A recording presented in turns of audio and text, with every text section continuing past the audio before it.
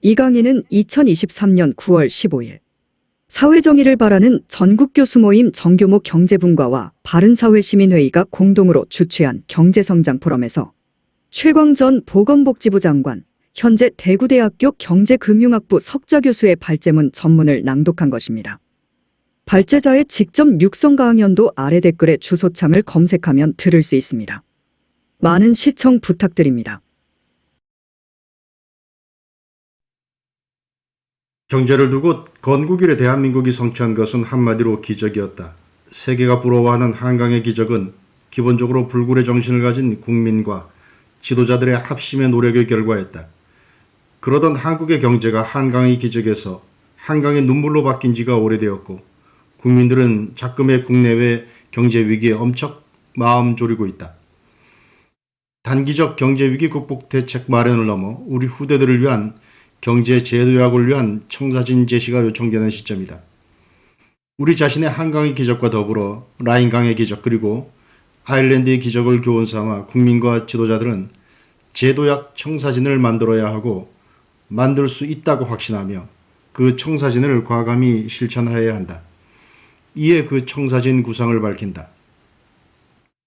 1. 한국 경제에 대한 잘못된 인식.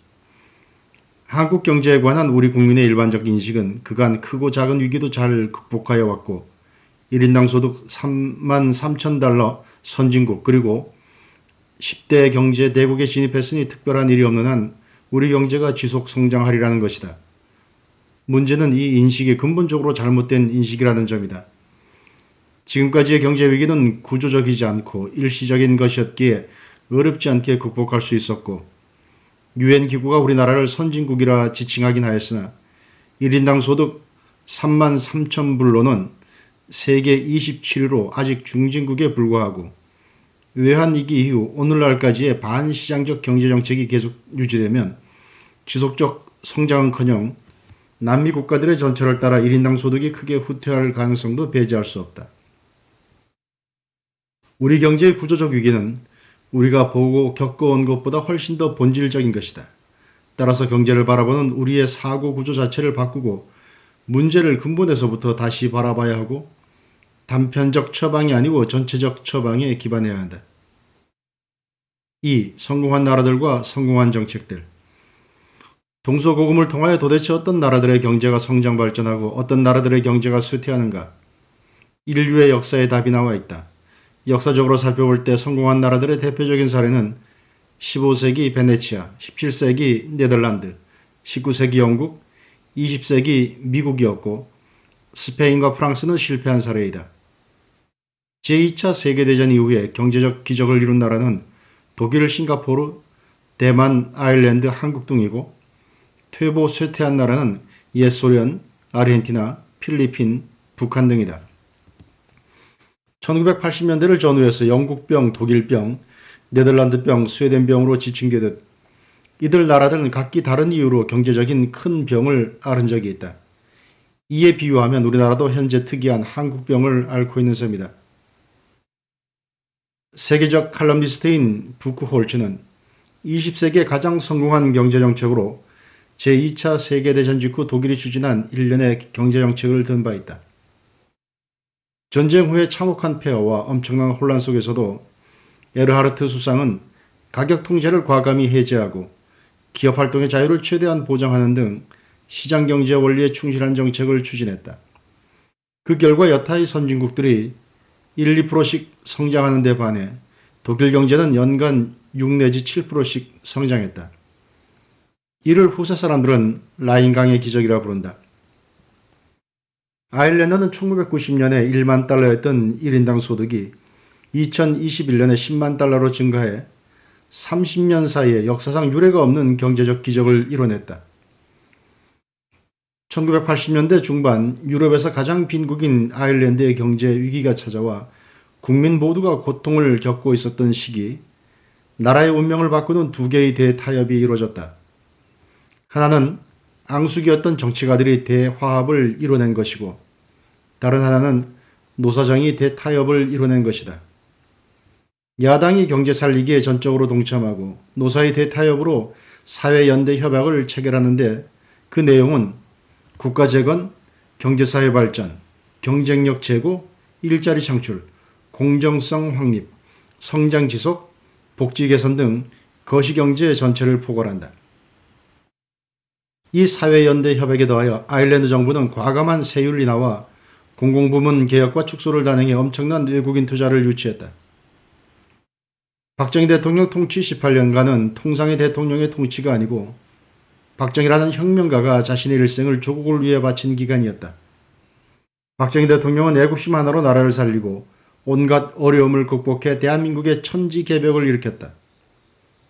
서독의 에르하르트 총리가 라인강의 기적을 맞는 것보다 더 열악한 환경에서 인류 역사상 유례를 찾을 수 없는 한강의 기적을 창출했다. 1961년 한국의 1인당 소득이 82달러였는데 1979년 1546달러로 무려 19배 증대하였고 국민 총생산의 경우 1961년 20억 달러에서 1979년 630억 달러로 31.5배, 수출은 같은 기간 중 4,100만 달러에서 150억 달러로 366배 증대했다. 우리의 한강의 기적은 독일의 기적과 아일랜드의 기적을 능가하는 것이었다. 박 대통령은 경제발전을 위해 기업가들과 충분히 소통하고 목표 달성을 위해 필요한 자원을 총동원하고 정부 기업 협력 네트워크를 구축해 장애 요소를 과감히 제거해줬다. 사회 간접 자본의 구축과 수출 주도 성장의 추진 과정에서 오늘의 주력 산업과 대기업을 키운 것은 박정희 대통령의 탁월한 안목과 추진력 덕분이다. 많은 전문가들이 박정희 대통령의 치세를 국가주의나 개입주의로 지칭하지만 이는 표피적 관찰이고 한강의 기적이라는 역사상 전무후무한 고도성장과 새마을운동의 놀랄만한 성공의 배경에는 자율화, 개방화의 논리가 구석구석에 배어 있으며 당근과 채찍을 적극 활용한 시장주의가 자리 잡고 있다. 우리나라가 1997년 외환위기를 맞아 IMF로부터 구제금융을 받아 회생했던 것과 마찬가지로 다수의 선진국들도 각자 병에 걸려 우리보다 먼저 IMF로부터 구제금융을 받았다. 영국병, 네덜란드병, 독일병, 스웨덴병, 일본병 등은 경제를 멍들게 한 실패한 사례들이다. 네덜란드병은 북해 석유의 개발에 따른 자원의 저주의 결과이고 영국병, 독일병, 스웨덴병은 시장을 억압하고 평준화와 복지를 강조해 초래된 결과이며 일본병은 전시경제체제의 허물을 벗지 못한 관료우위적 잘못된 경제정책의 추진 결과이다. 영국병, 네덜란드병, 독일병, 스웨덴병에서 각 나라 대응의 내용은 첫째, 훌륭한 지도자, 둘째, 친시장적 정책의 추진이라는 두 축에서 공통적으로 찾아진다. 과거 강경노조로 얻은 영국병의 영국 경제는 대처수장의 개혁으로 어느 정도 활력을 찾았다. 영국병을 고친 훈장을 받은 지도자 대처 총리의 국정 철학은 첫째, 사유재산이 반드시 존재해야 한다. 둘째, 사회가 법의 지배를 받아야 한다. 셋째, 기업 친화적 문화가 있어야 한다. 넷째, 경쟁관계에 있는 다양한 국가들이 있어야 한다. 다섯째, 의욕을 부추기는 조세제도와 최소한의 규제가 있어야 한다는 등이었고 대처 총리는 설득의 지도자가 아닌 확신의 지도자였다. 3. 성공한 나라들과 성공한 정책이 주는 교훈. 오늘날 우리가 당면한 경제 문제를 해결하기 위한 답들은 우리 인류의 역사에서 찾을 수 있다. 앞서 언급한 성공한 나라와 성공한 정책을 살펴볼 때 얻어지는 교훈은 개괄적으로 다음과 같다. 첫째, 나라의 번영 여부와 정책의 성공 여부는 지도자들의 인기 여부에 좌우되는 것이 아니고 지도자들이 지난 역사에서 성공 사례와 실패 사례를 얼마나 인지하고 그 교훈을 거울 삼느냐에 달려있다는 것이다. 대중이 요구하는 바를 따라가는 사람이 아닌 신념과 확신으로 국민을 끌고 가는 사람이 국정의 최고 책임자일 때 나라가 번창했다. 둘째, 개인의 자유와 권리를 효과적으로 보호하는 나라는 번영을 누리고 경제가 번창하는 데 반하여 한정된 이성과 이기주의적 편견의 소유자인 인간 또는 그 집단이 무제한적으로 권력을 휘두르면 그 사회는 부패하고 경제는 쇠퇴한다는 것이다. 미래가 우리 자신들의 손에 달려있다고 해서 선조들과 지성의 지혜의 산물을 함부로 비웃는 우를 범해서는 안 된다. 셋째, 국가 운영과 정책 추진에서 이념이 중요하다. 이념 논쟁을 피하기보다는 제대로 된 이념 논쟁을 하는 것이 필요하고, 정책 대립의 근원은 이념 대립이라는 사실을 전제로 좌파로 기울어진 운동장을 우파로 기울도록 하는 것이 오늘날 한국의 당면 과제라는 점이다. 좌파들이 주장했던 역사적 진보는 어떻게 되었는가? 20세기 최대의 역사적 사건은 그 세기 초반에 사회주의가 등장하였다가 그 세기가 끝나기 전에 진보는커녕 퇴보의 극단적 형태인 해체, 소멸의 과정을 겪게 되었다. 진보 세력들이 주창하는 더불어 잘 사는 진보 이념은 관념적으로 훌륭할지 모르나 현실에서는 재앙만 초래한다는 것이 역사에서의 교훈이다. 넷째, 기업가들에게는 물론 소비자와 근로자, 특히 사회의 중추인 젊은이들에게 선택의 자유를 확실히 보장해야 한다는 것이다. 각자의 재능과 창의성이 제3자의 구속을 받지 않고 해방될 때 자유는 미중유의 소득과 부를 창출하고 새로운 아이디어에 기반을 해서 밝은 미래가 펼쳐진다.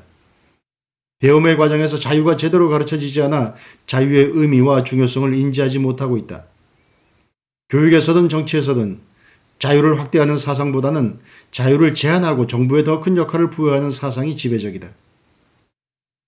다섯째, 자본주의 시장경제의 우월성을 강조하고 경제정책은 물론 많은 국가정책에서 시장경제 원리가 중심적 역할을 해야 한다는 것이다.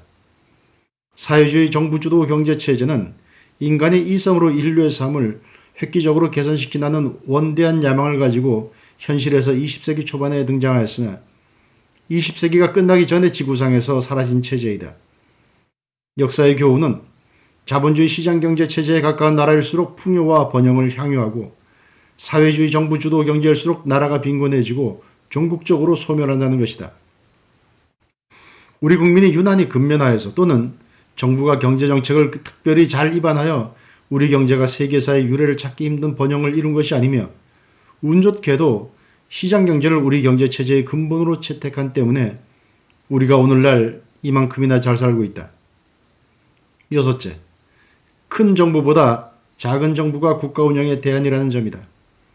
작은 규모의 예산을 가진 나라가 자원관리를 효율적으로 했으며 작은 정부는 국가의 생산성을 저하시키는 경우는 없다. 그러나 국가 예산이 방대하고 민간 부문에 원칙 없이 적극 개입하는 큰 나라는 언제나 곧장 난관에 봉착한다는 것이 역사의 교훈이다. 잠재적 생산성이 높은 곳을 찾아내어 자원을 집중적으로 배분하는 일은 시장이 할 일이지 정부가 할 일이 아니다. 일곱째, 경제를 끌고 가는 주체는 정부가 아니고 기업과 기업인이라는 점이다. 문제의 원인 제공자는 대기업이 아니고 늘 큰 정부였다. 박정희 대통령은 자신과 기업인들을 애국심으로 엮어 일체감을 형성한 후 국가기관 산업을 맡겼다. 에르하르트 독일 수상은 기업인들의 자유를 위해 저보다 더 강력하게 투쟁한 사람은 없을 것이라고 감히 말씀드립니다. 경제정책과 관련하여 경제장관인 저는 기업인 여러분들의 대변자입니다. 라고까지 말했다. 4. 작금의 한국 경제 상황과 위상. 지금의 한국 경제 위기 상황을 설명하는 변수와 지표는 차고 넘친다. 기초 체력이 약해진 상황에서 투자 감소, 수출 부진, 내수 감소, 무역 수지 적자, 생산 위축, 작년 4분기 마이너스 성장, 경기 침체, 금년 1%대 성장, 원자재 가격 급등, 고환율, 고금리, 반도체 등의 재고 과잉, 인력난, 글로벌 수요 부진, 공급망 위기를 심화시키는 세계 경제의 분절화, 기업 가동률 저하 등 수많은 악재가 한꺼번에 밀려와 정책 당국자들은 대책 마련에 어려움을 겪고 있다. 국내 공장 10곳 중 3곳은 폐업 또는 휴업 상태라는 보도는 충격이 아닐 수 없다. 일반 국민은 물론 전문가들조차 우리나라가 10대 경제 대국이라 인식하고 있다. 물론 총생산 기준으로는 그러하다. IMF 자료에 따르면 2022년 명목 국내 총생산액은 1조 7,343억 달러로 전 세계 191개 나라 중 13위이다. 총생산액이 국력의 지표임에는 틀림이 없지만 개개인이 얼마나 잘 사는 것을 나타내는 지표는 1인당 생산액, 즉 1인당 소득이다. 우리나라의 1인당 국민 총소득은 32,960달러이고 순위로는 27위에 불과하다. 구매력 평가에 기준한 미국 중앙정보국 CIA의 자료에 따르면 한국의 1인당 실질 국내 총생산액은 44,200불, 2021년 기준으로 세계 39위이다. 한강의 기적의 결과로 한국의 1인당 국민소득이 1990년에 5천 달러대, 1994년에 1만 달러대, 2006년에 2만 달러대, 2017년에 3만 달러대에 진입했다. 3만 달러에 진입한 지 5년이 지났으나 3만 3천 달러대에 머물고 있는 것은 우리 경제에 빨간불이 켜졌음을 의미한다. 어느 나라든 한 나라의 경제의 종합성적표는 그 나라의 경제 성장률이다. 우리나라의 경제 성장률은 1970년대에 10.5%, 1980년대에 8.8%, 1990년대에 6.2%, 2000년에서 2009년에 4.7%, 2012년 이후에 2.3 내지 3.3%를 기록했는데 최근엔 1.0 내지 2%로 추락했다.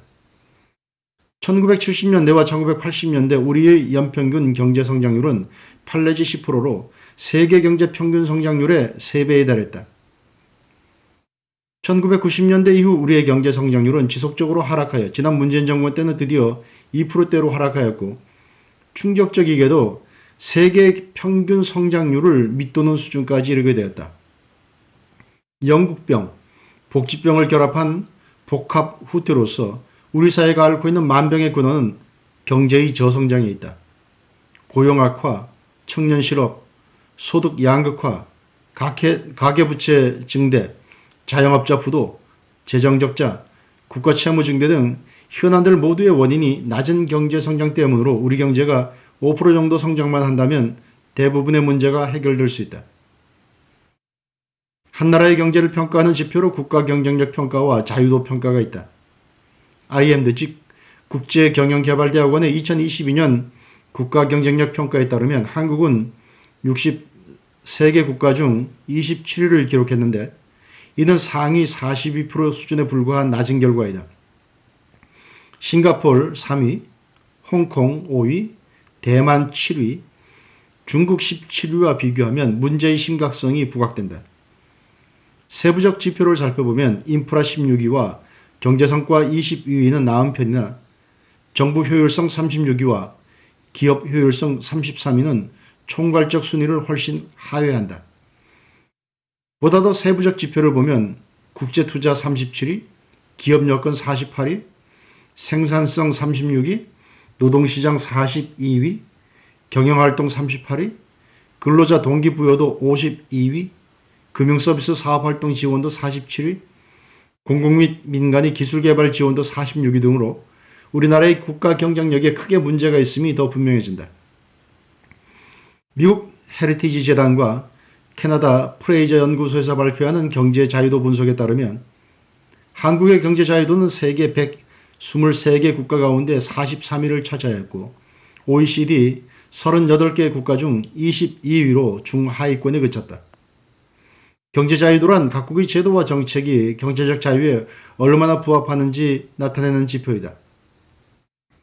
경제 자유도가 높을수록 민간 경제 활동을 제약하는 정부 개입이나 규제가 적다는 것을 의미한다.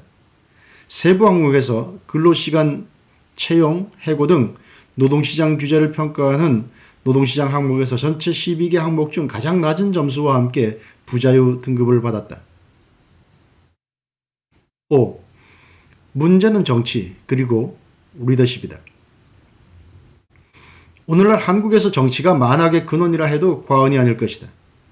우리 국민들이 편하게 살지 못하는 이유는 우리의 위정자들이 정치 권력을 놓고 벌이는 추악한 정치 게임 때문이다. 다른 나라에도 권력 쟁취를 위한 정치 게임이 있으나 우리나라 정치인들의 정치 게임은 단순한 권력 쟁취를 넘어 나라 정체성 자체의 파괴, 체제 전복이라 미중유의 사태를 초래했다. 우리 경제가 휘청거리는 중요한 이유는 정치 논리가 경제 논리를 압제하기 때문이다. 위정자들의 정치 게임에 실증난 민초들이 제발 정치를 제대로 하여 국민들이 차분히 각자 편안하게 살도록 해달라는 주문을 해야지 흐트러진 정치를 팽개친 채 정치 논리를 들이밀며 경제에 올인하도록 요구하면 경제는 더욱 망가지게 되고 잘 사는 것은 요원해진다. 경제정책에 대해서는 정치권의 책임과 역할이 매우 크다. 정치권이 할 수 있는 일 그리고 해야 하는 일은 기본적으로 두 가지이다. 하나는 우리 경제의 각종 구조적 문제 해결을 위해 국민을 설득시키는 정치적 결단을 이루어내거나 정치적 지도력을 발휘하는 것이고, 다른 하나는 미래에 대한 청사진과 비전을 제시하는 것이다. 시대정신을 팽개친 채 자화자찬을 일삼는 지도층의 비양심적 언행, 그리고 각 부문 간의 알력을 조장하는 후한무치의 소행은 국민을 못살게 하고 불안하게 하는 것이다. 그 결과 우리 국민은 정치와 정당을 원천에서부터 불신하고 있다. 한 사회의 전반적인 경제제도의 장기적 방향에 대해서는 정치 지도자의 이념과 결단이 큰 역할을 한다. 정치 지도자들이 확고한 신념하에 경제정책을 추진할 때 정책의 일관성이 유지되고 또한 미래에 대한 예측이 가능해진다. 영국이 쇠퇴에서 벗어날 수 있었던 것은 대처 총리의 뚜렷한 이념과 결단 때문이었고, 뉴질랜드가 과감한 경제개혁에 성공할 수 있었던 것은 정치 지도자들의 이념과 방향이 뚜렷하고 굳건했기 때문이다. 개혁개방 이래 중국이 잘 나갔던 것은 등소평의 지도력 덕분이다. 사실 박정희 전두환 두 대통령 시대에 우리 경제가 잘 나갔던 것은 경제에 관한 두 분의 신념 결단, 지도력 때문이었다. 문제는 우리의 경우 정치가들은 물론 경제관료들조차 경제원리를 무시하고 경제정책을 수립하는 것이 다반사라는 점이다. 거래나 교환을 촉진하는 것이 모두에게 큰 이득이 된다는 것이 자명한 경제원리임에도 불구하고 자유로운 거래를 제한하는 정책을 정치권은 스스럼없이 내놓고 있다. 아무리 강력한 정부라 해도 수요 공급에 따른 시장의 힘을 이길 수 없음에도 가격 기능을 무시하거나 가격 기능을 억누르는 정책을 다반사라 하고 있다. 부동산 정책을 두고는 노무현 정부, 문재인 정부 모두 각 30번에 달하는 시장 무시 정책을 펼쳤다. 정치권에서 나올 수밖에 없는 시대적 지도자는 당대의 시대 정신을 창출해야 한다. 정치 지도자와 정치권은 힘을 가지고 있다. 지금의 경제적 어려움이 우리 경제의 체질을 개선하는 기회가 될 수 있도록 책임 있는 자리에 있는 사람이 책임 있는 정책을 제시하고 책임지고 국민을 설득해야 한다. 지금 우리 경제가 안고 있는 문제나 앞으로 당면하게 될 문제는 테크노크라터적인 발상과 처방으로는 해결되지 않는다. 정책 수단을 단순히 기계적으로 조작한다고 하여 거대하고 다양해진 우리 경제의 항로가 바꿔지지 않으며 지난 외환 위기보다 더 힘들다는 지금의 경제 위기로부터 탈출되지 않는다는 말이다. 관료를 적절하게 통제하면서 비전 있는 지도력의 발휘로 우리 경제의 구조적 문제를 해결하는 것이 지금 정치권의 가장 중요한 책무이다. 정치의 참다운 멋은 개별 구성원에게는 인기가 없으나 국가적으로 꼭 필요한 일을 지도력의 발휘로 이루어내는 데에 있다. 논란이 끝난 방향이 확실하게 잡힌 정책은 머뭇거리지 말고 실시하는 것이 과거나 현재나 유능한 정치 지도자의 자질이다. 지도자가 갖춰야 될 덕목은 반듯한 철학, 소신, 이념의 소유자로서 지혜가 넘쳐야 한다. 나라의 목숨을 바칠 각오를 가진 애국자여야 하고 국민에 대한 사랑과 연민이 넘치는 사람이어야 한다. 국민은 소통하는 지도력이 있는 지도자를 원한다. 좋은 지도자는 현실적 감각이 탁월하고 현실 문제를 극복하는 능력을 갖추어야 하지만 훌륭한 지도자는 위기 속에서도 구성원들의 자부심을 고양시키며 더 큰 미래를 볼 수 있는 비전을 제시할 수 있어야 한다. 6. 제2의 한강의 기적을 위한 방책들, 무엇을 어떻게 해야 하나? 현재 한국 경제를 인간의 신체에 비유하면 중병을 앓고 있는 환자와 같다. 병의 증상은 다양하고 각기 모두 심각한 상태이다. 성장 둔화, 분배 악화, 실업 대란, 고용 참사, 투자 절벽, 경기 불황, 수출 부진, 인플레이션, 양극화, 주력 산업들의 붕괴, 노조 횡포, 기업 의욕 상실 등 어느 한 군데도 성한 데가 없다. 한강의 기적은 사라지고 한강의 눈물로 한숨 짓고 있다. 최근 우리나라 정치인들 모두가 경제를 절단내려고 작정한 것 같다. 빵을 나누는 정책만 있지 빵을 키우는 정책은 보이지가 않는다. 소위 보이지 않는 손의 시장보다는 보이는 손의 정부와 관료를 강조함으로써 경제를 수렁에 밀어넣고 있다. 나라가 누란의 위기에 처해 있는 경제를 두고 모두들 크게 걱정을 하고 있다. 무언가 체계적인 논의를 할 필요가 있다고 하고 보다 조직적이고 적극적인 나라 바로 세우기 활동을 전개할 필요가 있다고들 한다. 그러나 체계적인 논의도 적극적인 활동도 눈에 띄는 것이 많지 않다. 한국병의 증세를 더 악화시킬 것이 아니라 이제 명의의 도움을 받아 정확한 진단과 처방에 의거 치유를 서둘러야 한다. 대한민국, 독일, 아일랜드가 일궈낸 경제적 기적은 참으로 대단한 것이다. 세 나라 어느 정책 당국도 특별히 새로운 것을 하지는 않았다. 누구나 생각할 수 있는 것과 역사에서 훌륭한 정책이라 판명된 것을 용기 있게 과감히 실행했을 뿐이다. 우리도 못할 리 없다. 지도자들이 결단하고 국민이 설득하면 된다. 현안의 경제 불안을 해결하고 제2의 한강의 기적 창출로 다시 도약하기 위해서는 단순히 경제 중심의 단편적 처방으로는 어림도 없고 나라의 근본까지 아우르는 전체적 처방이 필요하고 이를 실행에 옮길 강력한 리더십이 요청된다. 다음에 열거하는 방책 15가지 중 어느 하나도 실행하기 쉬운 것은 없다. 각기 모두 불가능에 가깝다. 그러나 제2의 한강의 기적을 성취하기 위해서 그리고 국민이 편하게 삶을 꾸려나가기 위해서는 반드시 수행해야 하는 방책들이다. 수행하기 어려우나 반드시 수행해야 하고 그 수행에 성공해야만 한다.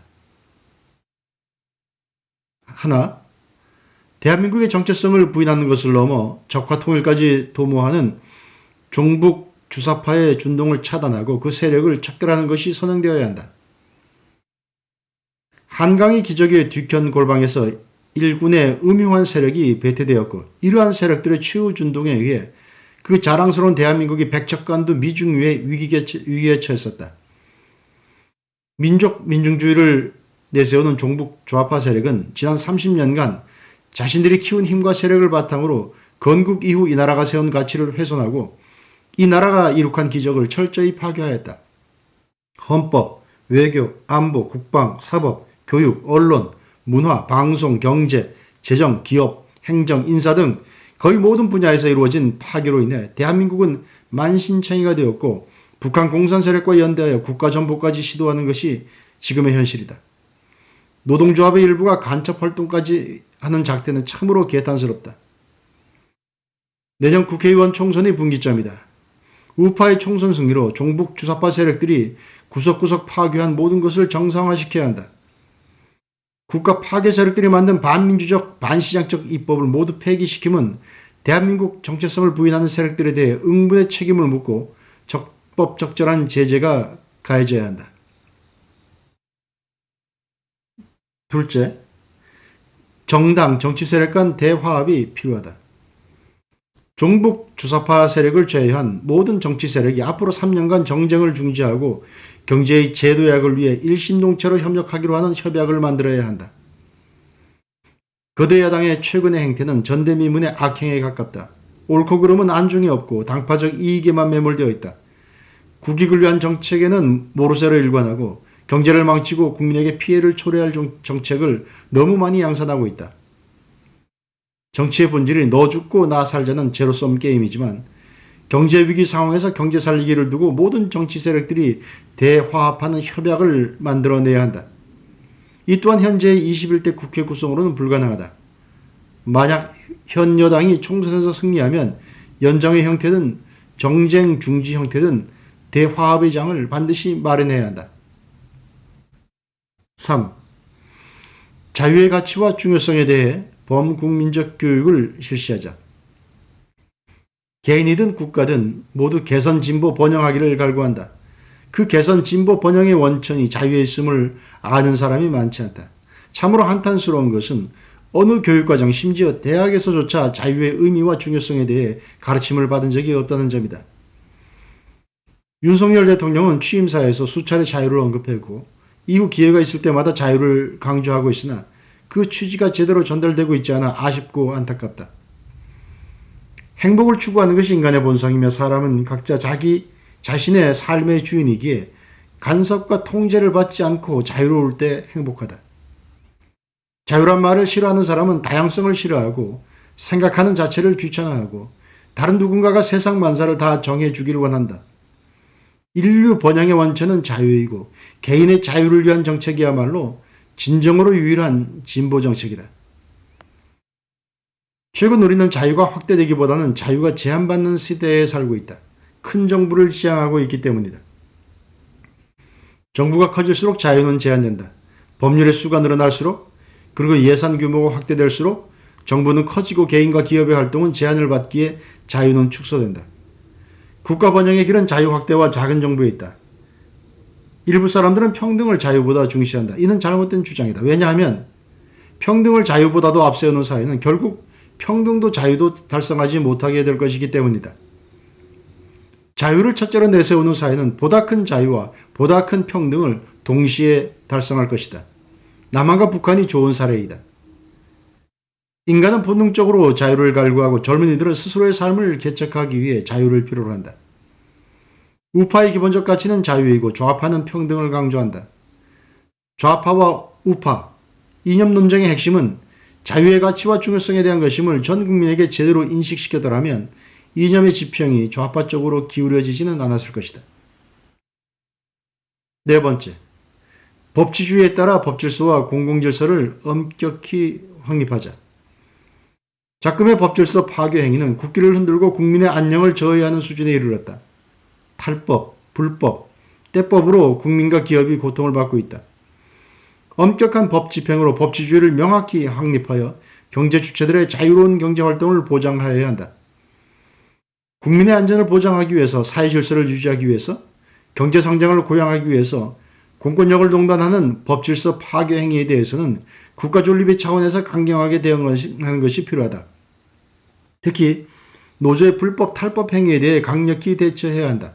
불법 시위와 집회, 공적 사적 시설에 대한 무단 점거, 대형 국책 사업에 대한 물리적 방해 행위, 공무집행 방해 행위 등에 대해서는 무관용의 원칙을 적용하여 엄정하게 법을 집행해야 한다. 국민이 안심하고 살 수 있는 나라를 만들기 위해 강력한 민생 치안 시스템 구축에 집중 투자해야 한다. 다섯 번째, 자본주의 시장경제 체제를 제대로 이해하고 수호하자. 자본주의 시장경제 체제는 사유재산 제도와 선택의 자유를 근간으로 개별 경제 주체들이 자기의 책임하에 자유롭게 사익을 추구하게 하여 어떤 재화를 얼마만큼 누구를 위해서 어떻게 언제 어디에서 생산하고 소비하는가 하는 기본적인 경제 문제를 정부안이 시장을 통해 해결함으로써 사회 구성원의 복지를 최대로 증진시키는 경제체제이다.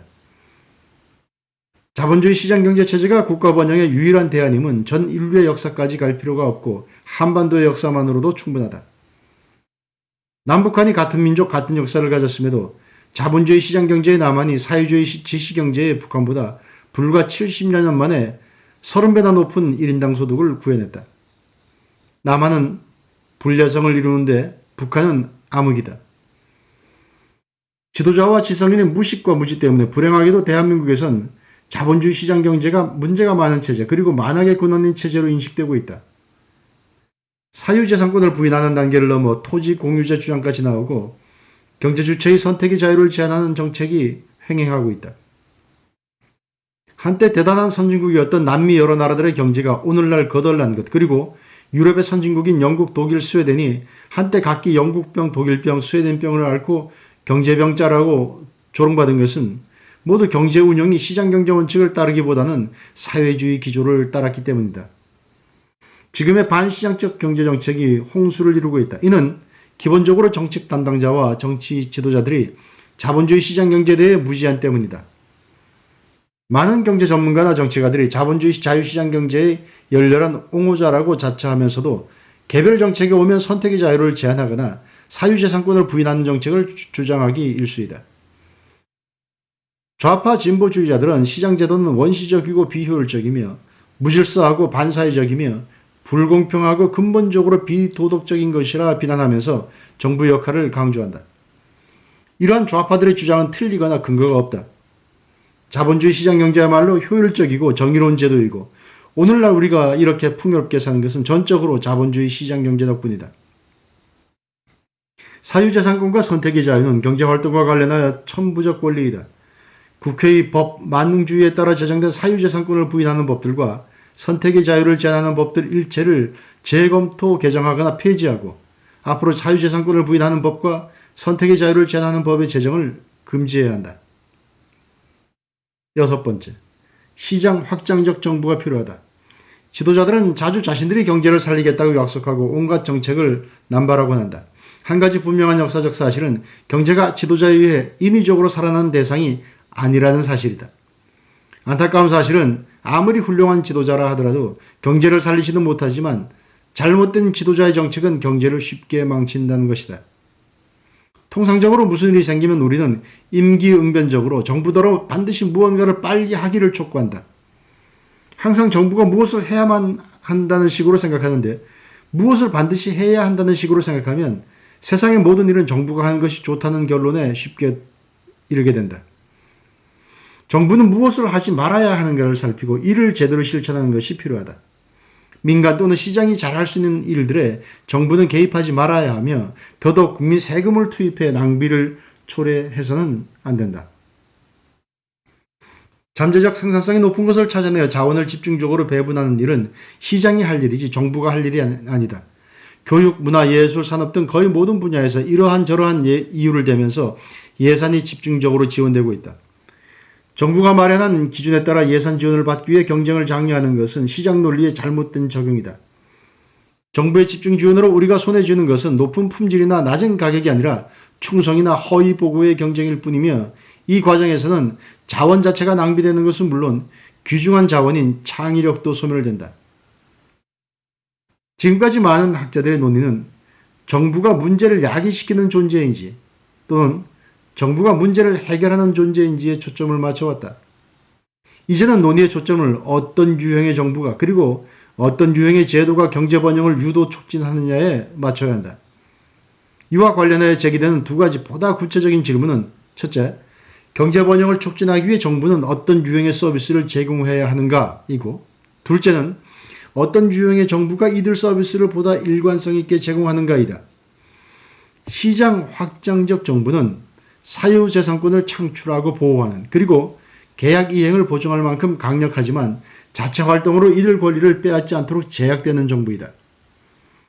시장 확장적 체제의 확립은 상권 분립에서의 국회와 법원의 견제와 균형, 정부의 재정활동에 대한 엄격한 제한, 교육을 통한 정부의 원활한 접근 등이 포함된다. 정부가 시장을 확장하는 데 매우 중요한 역할을 한다고 결론 지을 때 우리는 더 새로운 도전에 직면하게 된다. 어떻게 시장 확장적 정부를 더 가질 수 있는가? 이에 대한 답도 의외로 간단하다. 민주주의를 제대로 하면 된다. 즉, 개인의 자유와 권리가 존중되고 삼권이 분리되어 서로 견제와 균형이 확립되고 정책이 국익 관점에서 충분히 경쟁적으로 논의되기만 하면 된다. 문제는 이들 조건들이 현실에서 충족되지 않는 데 있다. 우리가 필요로 하는 것은 제대로 기능하는 민주정치 체제 하에서 시장을 확장하는 정부이다. 일곱 번째, 대화합적, 시장 친화적 노동개혁을 하자. 우리의 노사관계를 보고 있으면 참으로 답답하다. 걸핏하면 머리띠를 두르고 생산 현장을 마비시키는 관행 아닌 관행이 계속되고 있다. 게다가 이러한 관행이 다른 요인들과 결합하여 우리 경제는 수렁에 빠져들고 사회는 분열되어 가고 있다. 지난 1980년대 중반 이후 40여 년간 계속된 대립과 갈등의 노사관계는 세 번에 걸친 친노동적 정부의 출범에도 불구하고 안정되기는커녕 현안들이 누적되어 왔다. 노조가 범법 탈법에 이어 심지어 북한의 지령을 받는 이적 행위까지 하는 지경에 이르렀다. 경제가 함몰될 지경인데도 노사 당사자는 물론 정책 당국도 뚜렷한 원칙과 설득력 있는 방책을 제시하지 못하고 있는 것이 오늘의 안타까운 현실이다.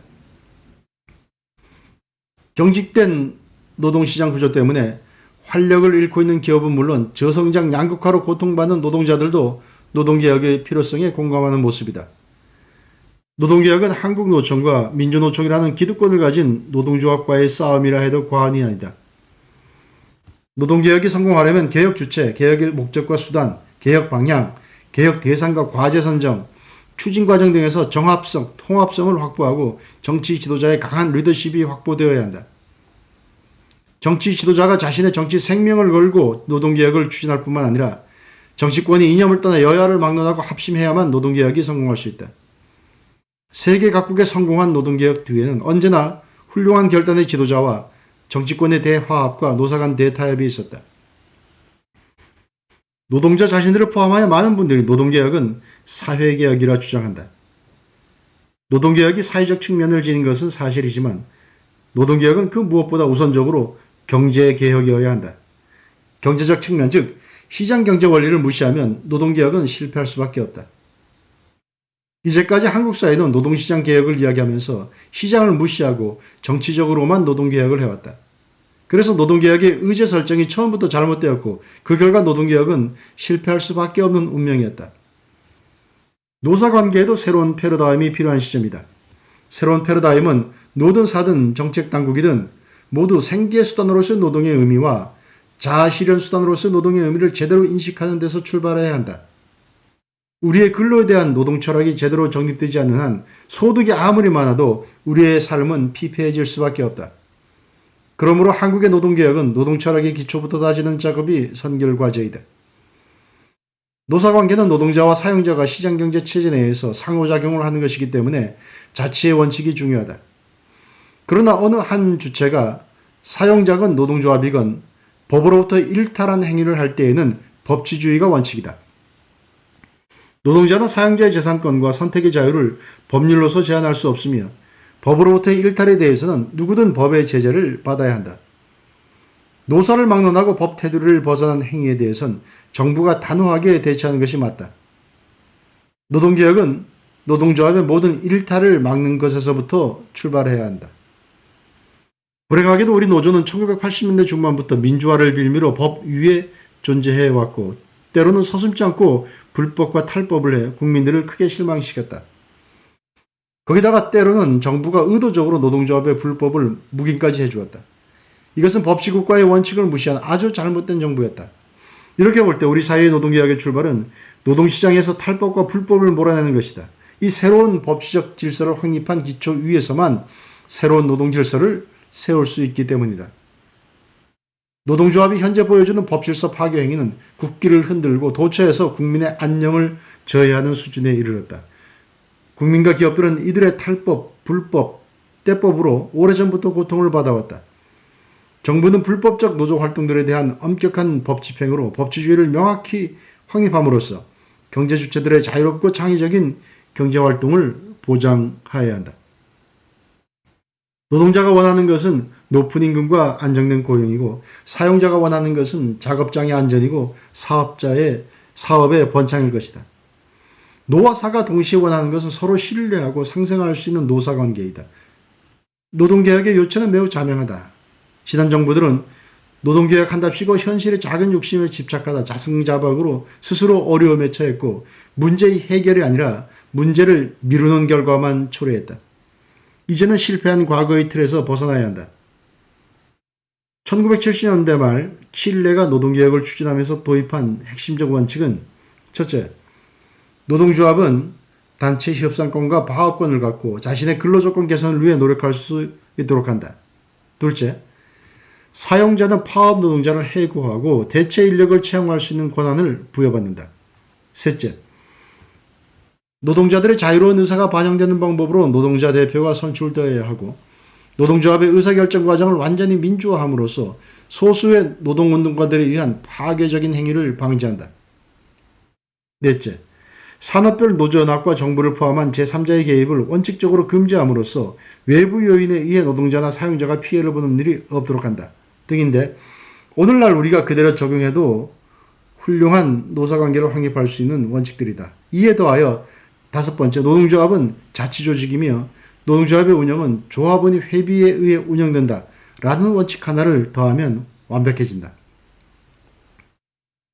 이들 다섯 가지 원칙과 우리 현실의 관행을 비교해보면 무엇이 어떻게 잘못되었는지 삼척동자가 보더라도 자명해진다. 물론 이상과 현실이 같을 수는 없다. 그러나 그것도 어느 정도의 문제이다. 우리의 현실은 원칙에서 너무나 벗어나 있다.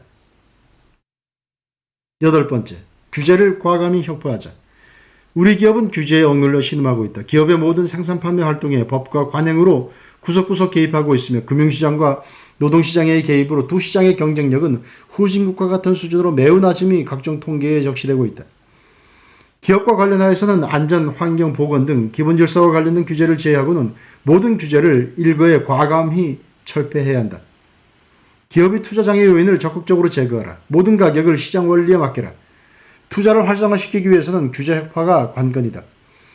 정부의 투자 활성화 정책의 성공 여부는 얼마나 많은 해외 우량 기업들이 우리나라에 투자하느냐에 달려있다.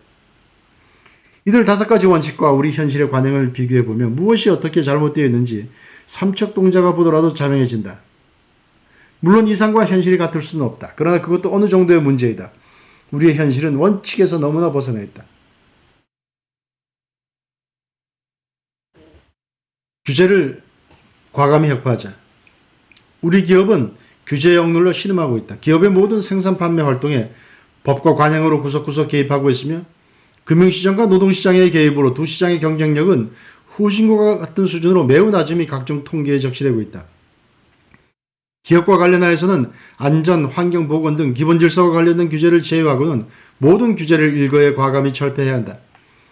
기업의 투자장애 요인을 적극적으로 제거하라. 모든 가격을 시장 원리에 맡겨라. 투자를 활성화시키기 위해서는 규제 혁파가 관건이다. 정부의 투자 활성화 정책의 성공 여부는 얼마나 많은 해외 우량 기업들이 우리나라에 투자하느냐에 달려있다. 기업에 대한 경영 개입을 목적으로 문재인 정권 시절 잘못 도입한 스튜어드십 코드와 주주대표 소송제를 조속히 폐지해야 한다. 도저히 사업할 풍토가 아니라며 떠나는 기업들을 붙잡아야 한다. 2000년에서 2017년 동안에 해외로 나간 우리나라의 기업 수는 65,782개 사이에 이르고 이들 기업의 해외 투자 금액은 3,500억 달러에 달한다. 2017년 한 해만 해도 3,411개 회사가 해외로 나갔고 이들의 투자 금액은 437억 달러, 약 50조 원은 국내 설비 투자액 약 3분의 1 수준에 해당된다. 해외로 나간 이들 기업 중 10%만 들어와도 실업 문제는 저절로 해결될 것이다. 포춘 500대 기업 모두가 앞다투어 투자하고 싶어하는 여건을 가진 나라를 만들어야 한다. 지방의 혁신 도시를 구축할 것이 아니라 나라 전체를 혁신 국가로 만들어야 한다. 모든 관료와 정치인이 혁신 기업가가 되어야 한다. 9. 경제정책을 성장지향적, 투자지향적으로 맞추자. 최소 5%의 경제성장률을 달성해야 한다. 이를 위해서는 나라 전체를 경제특구로 만들고 세계적 유수자본 기술기업을 대대적으로 유치해야 한다. 노조 무분교를 받아내고 공장부지를 아주 저렴하게 제공해야 한다. 해외에 진출한 국내 기업들의 유턴을 적극 권장해야 한다. 해외 투자 유치를 위해 원스톱 지원 서비스를 제공해야 한다.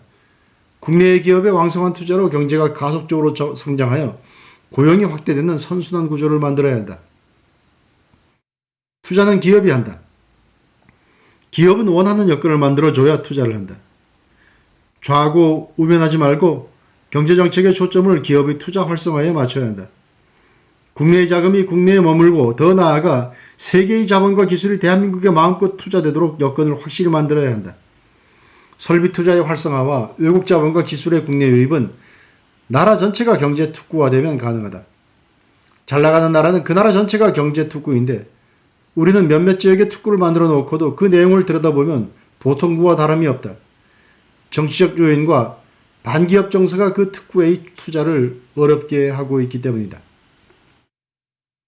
10번째, 포퓰리즘 정책에서 과감히 탈피하고 예산 낭비를 막아야 한다. 페카토 모르탈레라는 말이 있다. 이탈리아 말로 용서받지 못할 죄라는 뜻이다. 용서받지 못할 죄 중에 하나가 공직자가 예산을 낭비하는 것이다.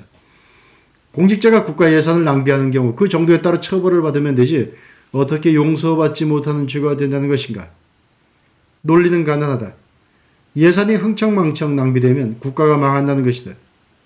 국가 예산의 낭비와 방만 운영은 국가를 파멸에 이르게 하는데 이 죄만큼 용서받지 못하는 죄가 어디에 있는가. 오늘날 대한민국의 공직자는 어떠한가. 선심용 공약을 빌미로 흥청망청 예산을 낭비하는 대통령, 낭비인 줄도 모르고 각종 명분으로 예산 늘리기에 열중하는 장관, 우선순위나 불효불급을 따지지 않는 실무자들, 사계절 내내 행사와 호합한 건물 짓기에 여념이 없는 지자체장들, 지역부와 이익집단들의 요구에 따라 낭비적 사업 챙기기에 혈안인 여의도 국회의원들 모두가 예산 낭비가 용서받지 못할 죄임을 깨달아야 한다. 현 예산의 최소 20% 정도가 낭비적 내용이고 그 낭비를 드러내면 국가는 더 잘 돌아갈 것이라는 것이 필자의 판단이다. 꼭 필요한 복지제도는 잘 만들어야 한다. 그러나 낭비적 복지 지출은 엄격히 막아야 한다. 좌파 정부의 경제와 재정을 거덜내는 정책 결과로 나라 돈으로 먹고 사는 인구가 벌써 1,000만 명을 넘었다. 일 안 해도 세금으로 월급 주는 관제 일자리, 예산이 남아도는 청년 구직 지원금, 정부 일자리 사업은 천하제일 헤쳐먹기, 국민복지 가면 쓴 선거전국 헌금살포, 지방자치단체의 헬리콥터 현금복지, 국가재정법을 다반사로 위반하는 불법 예산 지출, 예산 낭비를 부추기는 예비 타당성 조사 면제 등 국민 혈세의 낭비를 단연코 막아내야 한다. 11번째, 기업인들의 길을 살려줘야 한다. 기업인이 최고의 애국자임을 명심하자. 박정희 대통령의 한강의 기적은 기업인의 기 살리기 결과이다. 기업인들은 탐욕의 화신이 아니고 보국의 주체이다. 기업의 경영에 정부가 개입하거나 간섭하려 해서는 절대로 안 된다. 기업인들을 정부 행사에 들러리로 세우지 말라. 기업인들은 창업과 혁신의 주체로서 한국 경제의 위상을 한없이 높였다. 전 국민을 먹여 살리기에 그리고 국민들로 하여금 인간다운 삶을 영위하도록 물질적 풍요를 제공하기에 기업가들이야말로 진정한 애국자들이다. 새로운 제품을 개발하는 것도, 일자리를 창출하는 것도, 인류 문화유산을 건축한 것도, 전쟁 물자를 생산하는 것도, 나라의 대형 SOC 사업을 추진하는 것도 이 모든 활동의 주체가 모두 기업인들이다. 기업인들은 기적을 만들어내는 집단이다. 정치인들은 스스로는 아무것도 만들지도 창조하지도 못한다. 경제활동은 그 자체가 총성 없는 전쟁이고 이 전쟁과 전선의 선봉에 서 있는 사람들이 기업가들이다. 정부와 정치권이 기업가들을 호통치는 작금의 작태는 단호히 배격되어야 한다. 지금의 한국 경제의 문제는 활력이 넘쳐야 할 기업이 탈진한 상태이고 수동적이어야 할 정부가 만용의 칼을 휘두르는 데서 야기된다. 정부는 문제의 해결사이기는커녕 문제의 원인 제공자이다. 기업 활동에 대한 정치권의 태도에 그만큼 실망한다는 뉘앙스가 강하다. 국내에 만연한 반기업 정서부터 서둘러 해소해야 한다. 경제국가들이 앞다퉈 미래산업 육성에 나서는 상황에서 우리만 가만히 있어서는 안 된다. 젊은 사람들에게 인기를 끌겠다고 스타트업에만 돈을 대주고 정작 세계와 싸우는 대기업엔 잘못만 묻는 경우가 비일비재하다. 국가 세금에서 큰 비중을 차지하는 기업을 육성해 재정과 고용을 창출하는 것이 중요한데 대기업 지원이고 특혜라는 낡은 이념이 덫에 함몰되어서는 안 된다. 12번째, 대기업을 배관시하지 말자. 재벌이 왜 재벌이 되고 대기업이 왜 대기업이 되었을까? 관료와 정치가 같이 거드름을 피우고 위세를 부려서 그렇게 되었을까? 아니면 근로자 중소기업과 납품업자를 착취해서 그렇게 되었을까? 재벌기업은 거드름 피고 위세 부리고 착취한 일이 없다. 그러한 일이 없고 그러할 수도 없다. 대기업과 재벌이 오늘의 위치에 오른 것은 그들이 영위하는 산업과 그들이 봉사하는 전 세계 고객들의 성원에 힘입어 그렇게 된 것이다. 오늘날과 같이 된 것이 정부가 주는 특혜 때문이라면 중소기업이 더 잘 되어 있어야 하지 않을까? 재벌과 대기업이 오늘의 위치에 오른 것은 고객들에게 경쟁자들보다 더 나은 제품이나 서비스를 더 싼 가격에 공급했기 때문이다. 소비자들이 외면하면 하루아침에 망하는 것이 기업이다. 기업이 고객에게 봉사하듯 정치가와 관료도 국민과 기업인에게 봉사해야 한다. 고객이 외면하는 기업은 퇴출로 직결되는데도 국민이 외면하는 정치가와 관료는 계속 자리를 지키고 있는 경우가 허다하다. 그러면서 그들은 문제없는 기업, 잘하는 기업을 문제시하고 시비를 건다. 13번째, 공공부문을 과감히 혁신 개혁하자. 공공부문이 국가 운영의 짐이 되고 있다. 공공부문이 민간부문을 옥죄고 있다. 정부를 포함한 공공부문의 규모를 과감히 줄여야 한다. 사업성 공기업을 과감히 민영화하고 공공기관의 자율성을 최대한 보장해야 한다. 공직자들의 무사한 일 정신을 혁파하고 영혼이 있는 공문으로 다시 탄생시켜야 한다. 공문을 포함한 공공기관 종사자를 엄격히 제대로 평가하고 업적에 따라 보상해야 한다. 14번째, 전문가들이 애국심을 품고 정책을 논해야 한다. 정책당국이나 학계 모두 과거의 일을 서술하면서 분석하거나 진단하는 것으로 착각하고 있으며 인과관계에 있어 맥을 잡지 못하면서도 처방을 너무 쉽게 내리고 있다. 어느 것 하나 한목적적인 대책이 마련되지 못하고 처방을 너무 쉽게 그리고 마구잡이로 내리고 있다. 문제에 대한 진단이 없이 어떻게 처방이 가능한가? 더더욱 경제 주체로서 난관을 정부와 더불어 극복해 나가야 할 개인과 기업이 위기의 원인을 파악, 공유하지 못하고 있는 상태에서 정부 정책이 어떻게 성공할 수 있는가? 최근 한국 경제 위기의 본질과 근본 원인에 대해 우리나라 어느 전문가도 어느 기관도 고뇌하며 진단하고 공감하는 처방을 제시한 사례가 없다. KDI를 비롯한 26개의 경제인문사회 분야 국책연구기관, 국회의원 예산정책처와 미래연구원, 여야 정당의 국고지원을 받는 연구소들, 대통령실 국민경제자문회의, 한국은행의 조사국과 경제연구원, 예산 지원을 받는 수많은 대학 연구소, 경제단체나 협회 산하의 크고 작은 연구소, 그리고 상당수의 대기업 연구소가 있음에도 그 어느 기관도 독자적으로 또는 공동으로 사명감을 가지고 최근 한국 경제의 장단기 문제를 엄밀히 진단하고 적절한 청사진을 제시한 적이 없다. 개별 주제에 대한 연구도 수없이 많으나 통합하는 노력은 보이지 않는다. 게다가 대부분의 연구가 장단기 구분과 우선순위 설정 없이 나열식이고 같은 주제와 비슷한 내용을 반복하고 있다. 참으로 안타깝다. 국가적으로 엄청난 예산이 투입되어 연구를 수행함에도 경제의 기본과 관련된 가장 중요한 과제인 성장률 저하 문제를 어떻게 그렇게 많은 연구기관 모두가 외면할 수 있을까? 사실 한국 경제가 동력을 상실한 것은 정책만을 일삼는 무지한 정치가 애국심 없는 복지부동의 관료, 사명감 없는 무사안일의 전문가 때문이다. 15번째, 대통령실의 경제전략실을 만들자. 경제정책의 성공 여부는 위대한 지도자와 훌륭한 참모의 존재 여부 그리고 정책을 수립 집행하는 조직의 설계 여하에 달려있다. 경제정책을 수립 집행하는 현행 조직에 문제가 있다. 대통령은 내각의 국무위원들과 대통령실의 실장들과 함께 더불어 국정을 운영한다. 효율적인 국정 운영을 위해서는 대통령이 내각의 국무위원들 및 대통령실의 실장들과 어떻게 소통하냐에 더하여 국무위원들과 대통령실 실장들 간의 소통과 관계 설정을 어떻게 하느냐가 중요하다. 법적으로 대통령의 실장들은 대통령을 보조하는 참모일 뿐이며 공식적으로 국정은 대통령과 국무위원들의 몫이다. 대통령실을 대통령을 보조하는 참모 조직일 뿐이라 규정한가. 그리고 정부 조직법상 현재 대통령실의 조직에 대해 법적 뒷받침이 거의 없는 것은 대통령 중심제와 궤를 달리하는 것으로 이는 잘못된 것이다. 현재 경제정책의 총괄적 책임자는 기획재정부 장관이다. 그의 주된 책무는 중장기 국가발전 전략 수립과 경제재정정책의 수립 총괄 조정을 하도록 규정되어 있기는 하다. 명칭에서 보듯이 기획재정부 장관은 기획과 재정 두 업무를 관장하는데 통상적으로 재정 업무 자체만으로도 업무가 과중하여 중장기 국가발전 전략 수립과 경제재정 정책의 수립 총괄 조정이란 기획 업무를 제대로 수행하지 못하고 안 하는 것이 문제이다. 대통령실에 경제전략실을 새로이 설치할 것을 제안한다. 대통령과 대통령실의 중심 업무는 부처 차원을 뛰어넘는 국가 차원의 목표를 설정하고 이를 관리하는 것이어야 한다. 대통령의 핵심 문제는 기본적으로 죽고 사느냐의 안보와 먹고 사느냐의 경제 이 두 가지이다. 새로 제안하는 경제전략실장의 역할은 내각의 경제부총리의 업무를 전략적 관점에서 검토하는 동시에 경제 현안의 전략적 과제를 총괄하는 것이다.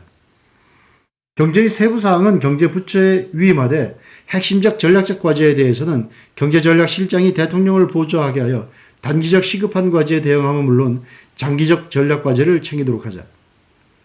안보 위기 시에 국가안보실장의 주관 아래 국가정보원 등 관련 부처 책임자들이 국가안전보장회의에 참여하여 의논한 것과 같이 경제 관련 전략 과제들에 대해 경제전략실장이 해당 부처 장관이나 관련 전문가들이 참여하는 국가경제전략회의를 소집하여 대통령과 더불어 전략을 수립하고 관련 부처의 세부사항을 마련하도록 지시하면 된다.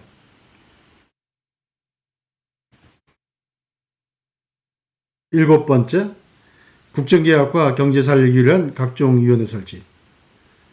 정부의 일반적 업무는 국무위원들이 각자 사신의 소관사항을 책임지고 처리하지만 특수한 국가적 과제에 대해서는 특별위원회를 구성하여 대통령이나 국무총리가 직접 챙겨야 한다.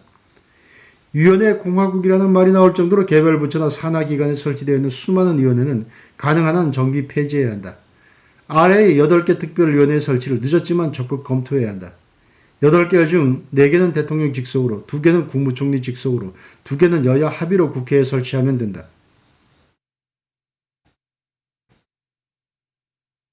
하나, 나라 바르기 세우기 위원회 대통령 직속. 기능 기울어진 운동장 바로 세우기. 2번째, 미래전략위원회 대통령 직속. 성장 엔진 구축과 미래사회 조명. 3번째, 대통령 직속 공공부문 개혁위원회. 역할 공공부문의 대대적 개혁과 혁신. 4번째, 대통령 직속 문재인 정권 악법 폐지 개정위원회. 5번째, 국무총리 소속 국토개조위원회. 기능은 국토의 효율적 관리와 생산성 증대. 6번째, 국무총리 직속의 공공질서 확립위원회. 기능은 무질서, 무법, 탈법, 범법 척결. 7번째, 여야 합의로 국회 내에 초당적 장기재정위원회 설치. 재정건전성 확립과 유지가 그 역할. 또한 여야 합의로 국회 내에 초당적 장기복지위원회. 역할은 복지의 지속 가능성을 검토하는 것. 8번, 매진말. 경제에는 우연이 없고 결코 공짜가 없다. 치밀한 계획을 세우고 엄청난 노력을 기울이고 적정 비용을 지불해야만 원하는 결과를 얻을 수 있다. 경제는 선택의 문제이다. 하나의 선택은 다른 것의 포기를 의미한다. 현실에서 우리는 모든 것을 동시에 다 가지려 하고 그것도 공짜로 다 가지려 한다. 불가능한 것은 불가능한 것으로 수용해야지 불가능한 것을 가능하다고 하면 더 큰 문제가 야기된다. 콩 심은 데 콩 나고 팥 심은 데 팥 난다. 팥을 심어놓고 콩나기를 기대할 수는 없다. 무엇을 하든 대가를 지불해야 한다. 경제성장도 일자리도 복지도 원하는 것을 갖기 위해서는 다른 그 무엇을 반드시 포기해야 한다. 사실이 이러함에도 우리는 모든 것을 가질 수 있는 양, 아무것도 희생하지 않고 모든 것을 가질 수 있는 양 국가정책이 추구되고 있다. 자유경제체제에서 벗어난 특단의 조치만으로는 크게는 경제위기가 극복되고 작게는 문제로 대두된 하나의 사안이 해결된다고 생각해서는 아니 된다. 아무리 어려운 국면이라 하더라도 문제를 순리대로 원칙에 따라 원칙적으로 풀어야지 충격요법으로 대중요법으로 대체해서는 안 된다. 원래 시장경제는 실패를 통해 학습된다. 지금처럼 정부가 돈키호테처럼 해결사로 나서서 시장을 대신한다면 정치의 풍요만을 낳을 뿐 경제적 풍요는 더 멀어질 뿐이다. 프리드만은 자유와 민주주의라는 책에서 위기만이 진정한 변화를 가져온다고 갈바했다. 위기를 두려워할 필요가 없다. 위기를 변화를 가져오는 계기로 삼아야 한다. 작금의 경제 위기에서 벗어나는 것은 물론 앞으로 우리 경제를 튼실하게 하게 하는 변화의 주된 내용은 근로자로 하여금 더욱 열심히 일하게 하고 가게로 하여금 더 많이 저축하도록 하고 기업이 더욱더 투자하도록 하여 경제 전체로 생산과 생산성을 높이는 것이다. 지금의 한국병은 선진국들이 아른병들을 야기시킨 모든 요인들이 복합적으로 작용한 결과이다. 단순히 경제관료들의 기술적 처방만으로는 한국병은 치유되지 않는다. 한국병 치료는 물론 현재의 3만 달러 소득을 10만 달러로 증대시키기 위해 지도자, 기업과 국민 모두 합심하여 위에서 언급한 15가지 변혁과 혁신이 과감히 추진되기를 간절히 소망한다.